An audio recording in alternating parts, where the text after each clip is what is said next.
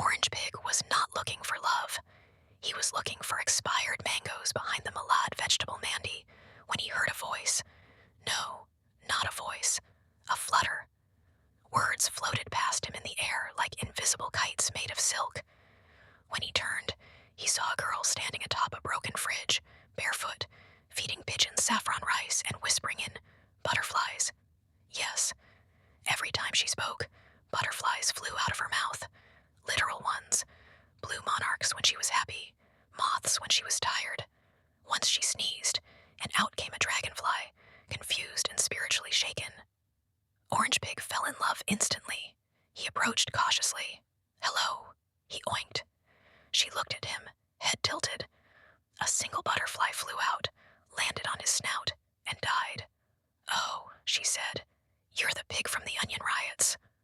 OrangePig blushed so hard his tail straightened. "That was a misunderstanding. I never meant to steal the onions. They flew into my bag." She smiled, and a pair of yellow butterflies fluttered out. "You're weird," she said. He nodded solemnly.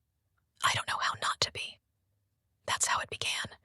Her name was Ratri, because she was born under a power cut during a meteor shower. Her eyes were large and constantly distracted. She lived in an abandoned ice factory where she painted mirrors with coconut oil and sold them as self-respect reflectors. OrangePig would visit her every evening, carrying odd gifts: a half-eaten compass, a box of expired holy colors, one shoe that could sing old jingles when tapped. They never held hands. But one time, she kissed him on the forehead, and 3 fireflies died of joy. For weeks, they created a world of their own. They built a secret alphabet made of shadow puppets.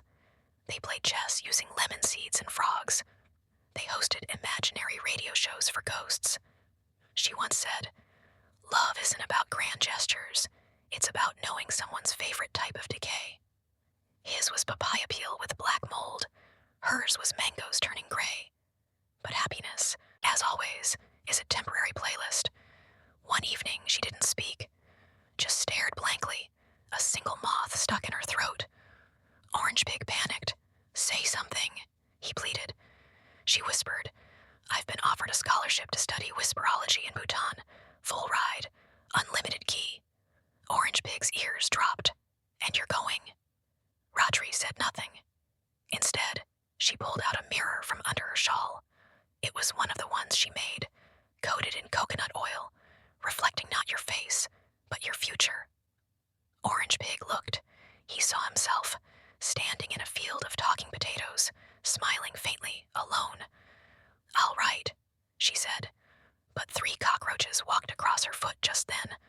An old omen that meant, "You're lying, but it's sweet." She left that night, kissed his forehead again, and released a single butterfly that flew in loops before vanishing into the dark. He tried to be normal afterward. He took up meditation, ate just 1 watermelon a day, read sad poetry written by failed goats, but his heartbreak grew limbs, literally. A small version of himself crawled out of his chest one morning, fully formed, and screamed, "Why did she leave us, bro?" This tiny clone refused to leave, so they began cohabiting. Tiny Pig was bitter, smoking chalk and stealing Wi-Fi. OrangePig tried to stay calm. He wrote songs like "Butterfly Girl, You Melted My Brain Key," and performed them at open mics where no one clapped because the microphones were actually pickles. Months passed. He started forgetting her voice, but every time he saw a butterfly, his heart hiccuped. Then one day, he received a letter. Smelled of jaggery and permanent marker. It read, "Dear OP, I saw a butterfly choke on incense today and thought of you. Bhutan is cold. Everyone here talks in slow riddles. I miss the way you sniffed clouds. Love, Ratri." OrangePig stared at the letter, then burned it to make soup. A butterfly flew out of the fire and exploded into glitter. He never stopped loving her, but he learned to love differently, in smaller doses, like a medicine with too many side effects. He now teaches a workshop called Romantic Recovery through Abstract Farming. Sometimes butterflies land on him, and he whispers, "Tell her I still remember her mango rot." But mostly, he just eats